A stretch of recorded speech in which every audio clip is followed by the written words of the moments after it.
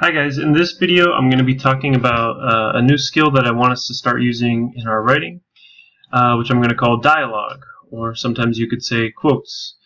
Basically, I want you guys, when you write and you have characters saying things, to use dialogue or quotations to show what the characters are saying.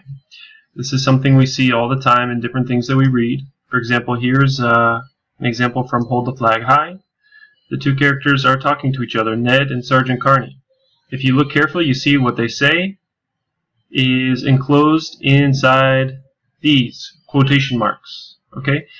As they go back and forth talking, you can see exactly what they're saying and how they're saying it. One thing that we really need to be careful of is the punctuation. There's certain rules that we follow in order to punctuate dialogue, and we need to learn those.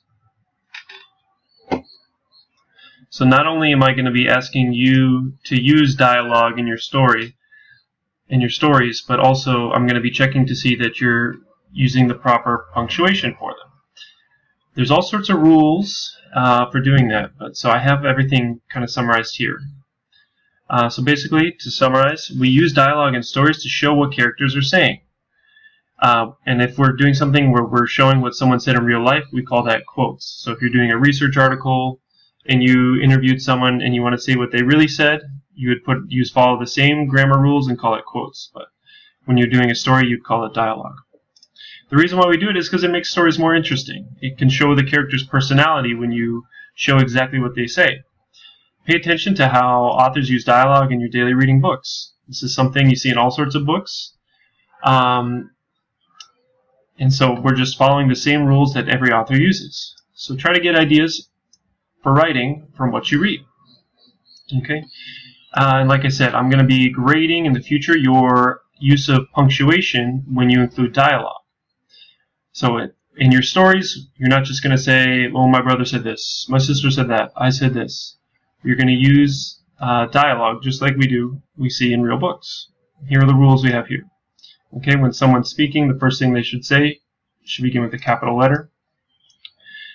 If you look at this whole list, try not to get overwhelmed. There's all sorts of rules. The most important one is this one right here. Okay? This is the kind of quotation you're going to use. This is the kind of dialogue you're going to use more than any other thing. It says, if the quote comes before the person who spoke and tells something, place a comma after the quote before the closing quotation mark. What does that mean? Usually when someone speaks, it shows what they said, and then afterwards it says who said it. So here's the example. The world is a very big place with 7 continents and 4 oceans, the teacher told the class. So this is exactly what the person said. This is exactly what the teacher said. Notice how it starts with the quotation mark. This quotation mark is at the end of what the actual teacher is saying. The teacher doesn't say, the teacher told the class. No, the teacher just says, the world is a very big place with 7 continents and 4 oceans. So the quotation marks go before that and after that. What is actually said by the character or person goes in between those quotes. And then after, you have to identify who said it. So in this case, it's the teacher. The teacher told the class. It says here, if they're telling something, you place a comma after the quote. Look carefully, right here. Right there. There's a comma before the last quotation mark. If you put it after, it's wrong. It has to go before. Okay? And this is technically, where it says the teacher told the class, it's technically the same sentence. So you leave this T lowercase. But of course, this first one, for the first word, is capital. So everything between the quotes is what the character says, comma at the end before the second quotation mark, and then you tell who the speaker was. Okay? Another thing you might see sometimes, rule number 3 here, sometimes it says who spoke before they speak. So it could be something like Chad explained, comma, space, then the quotation mark, we live on the continent of North America, and then a period before the quotation mark. Okay? Oops. There's lots of rules here. I'm not going to explain every single one. You guys are going to have these in your notebook. Like I said, this This one here is the most important one. This is the one you're going to see the most. But make sure you have these notes printed and copied in your notebook, because there's going to be some questions to have you practice. The only other thing I'm going to point out now is when you're using things like exclamation points and quotation marks, those go at the end of the quote and not at the very end of the sentence. See how, okay, someone is asking, is North America a large continent? Jane asked. Again, what they actually say is in between these quotes. The question mark goes before the quote, and then there's a period at the end. It's a little confusing because there's two types of punctuation in the same sentence. There's a question mark and a period. The more we practice this, the more it'll make sense. So if you're a little overwhelmed, don't worry.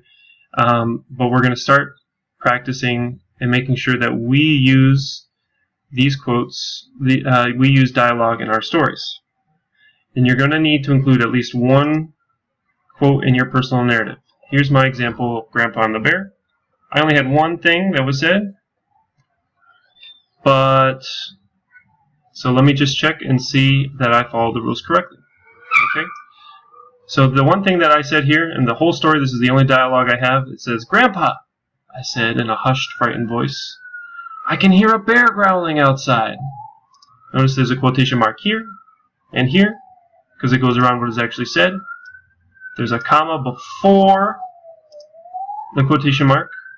Then I say who spoke, which is me, period. I continue speaking. "I can hear a bear growling outside." So to the quote here, and the quote at the end of what I'm saying, and then I have the exclamation point before the quotation mark. Okay?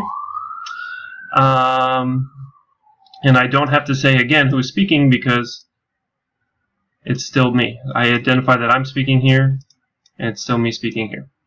Okay? That's all I'm going to explain in this video. Like I said, I'm going to have you guys practice the rules on your own. You know what? Actually, what I'm going to do is I'm going to show you an example of how you could add dialogue to your story. Because some of you guys have parts of your story like this. Okay? You don't use dialogue, you just say it. "I told my grandpa I heard a bear. He would check and see. He said he would check and see. I asked him if he heard anything. He said no." Okay? So when you go back to one of your stories, if you find that you have something like this, this is how you could go about fixing it. Okay? "I told my grandpa I heard a bear." Okay? I can change this around. I can put this at the end. This is what I'm actually saying, so I'm putting that in quotation marks. We don't want a period, we want a comma. And then I can identify who spoke. "I heard a bear," I told my grandpa. "He said he would check and see." Okay? So again, if I want, in the first sentence here I have what is said first, and then I identify who spoke. I can do it backwards if I want. I can say he said, comma, he would check and see. Well, he doesn't say he would check and see. He would say, I'll check and see. Because it's as if he's saying it right in that exact moment. I'll check and see. Quotation marks before, oops, wrong one. Before and after what is said. Okay, so look carefully. Comma before, quotation mark, period first, and then the quotation mark. I asked him if he heard anything. Okay, I can say, remember, I don't want to say if you heard anything. What I actually would have said was, did you hear anything? Question mark.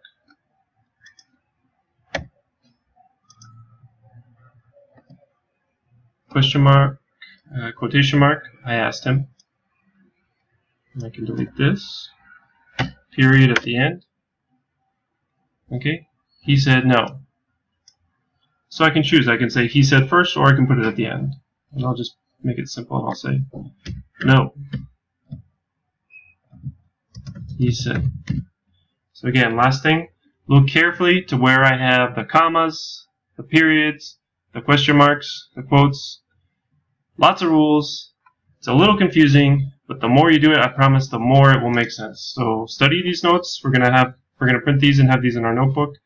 And go ahead and try to go back to one of your stories and make sure you're using dialogue instead of just saying, oh, he said, she said.